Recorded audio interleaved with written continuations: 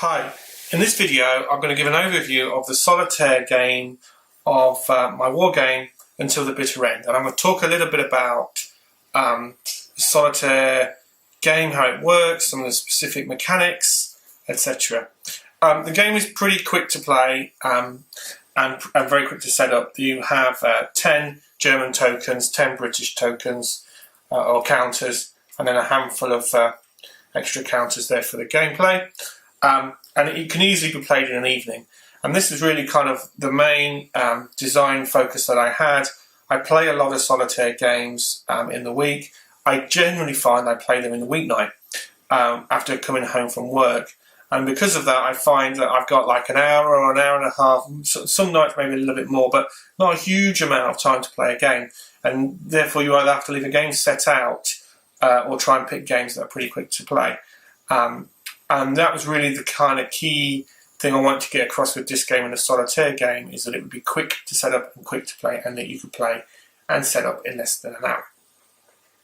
Now, in terms of the actual mechanics, the game naturally lends itself well to Solitaire gaming, and there's a couple of reasons for this. One is that the game uses a chip pool system, so for every allied soldier in the game, and every counter represents one soldier, you have a allied token, and there's 10 of those, in they go in the cup. And the same for the Germans, there's one of those for every German infantry counter, and in the cup they go.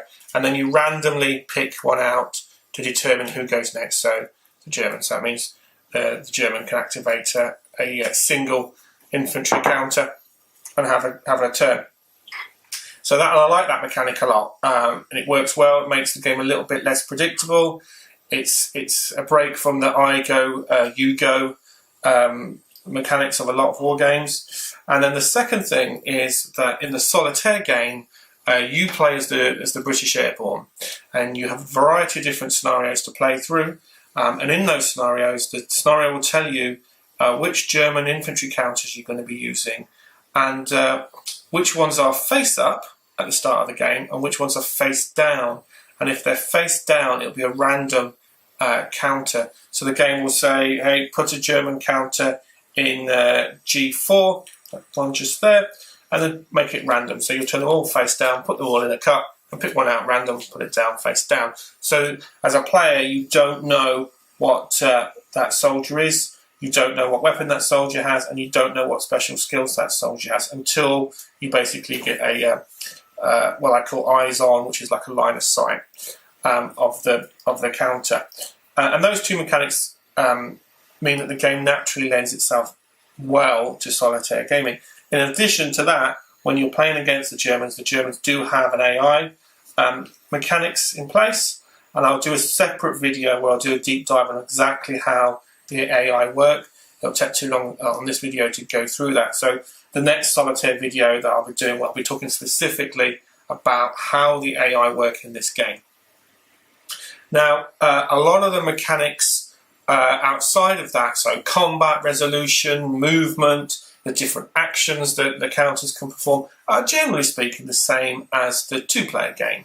And I've done a whole bunch of videos explaining how the movement works and how the combat works. So if you're interested to see how they work, check out the other videos.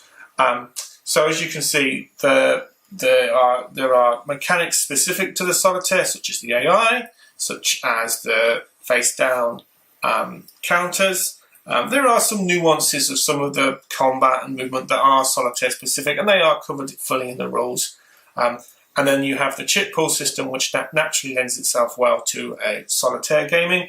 In addition to that, each scenario that features in the game will have the setup and the rules for the two-player, and then a special setup section and any special rules for the Solitaire as well. So the scenarios are slightly different for two-player to Solitaire. So hopefully in this video I've just given you an overview of the Solitaire game, how some of the mechanics lend themselves well to Solitaire gaming. And like I said, in the next video I'll do a deep dive on the actual specifics of the AI of the German side and how they work. That's it. Thank you for watching.